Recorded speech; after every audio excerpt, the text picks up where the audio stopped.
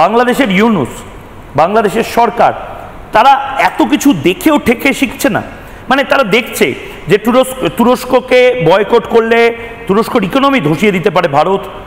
বাংলাদেশ তাও এই একই লাইনে খেলার চেষ্টা করছে। বাংলাদেশকেও কিন্তু আমরা বন্ধু হিসাবে ভাবি, আমরা কিন্তু শত্রু ভাবি না, কিন্তু বাংলাদেশেরও একটা অংশ কিন্তু আমাদের পিঠে ছুরি মারার চেষ্টা করছে কাশেম আলী। একদম প্রতিনিয়ত ওরা মারার চেষ্টা করছে। এবং পাকিস্তানকে যেমন বিশ্বাস করা যায় না, তেমনি বাংলাদেশকেও আমরা বিশ্বাস করতে পারছি না এই মুহূর্তে। বাংলাদেশ হচ্ছে দ্বিতীয় পাকিস্তানের জন্ম দিয়েছে, যেখান থেকে টেররিজম এবং টেররিস্টরা উচ্ছ্বাসিত হয়ে কখনো ফেসবুকে এবং বিভিন্ন সোশ্যাল মিডিয়ার মাধ্যমে বলা হচ্ছে যে আমাদের রাফেল নাকি নাস্তানবুদ করে দিয়েছে, রাফেল উড়িয়ে দিয়েছে।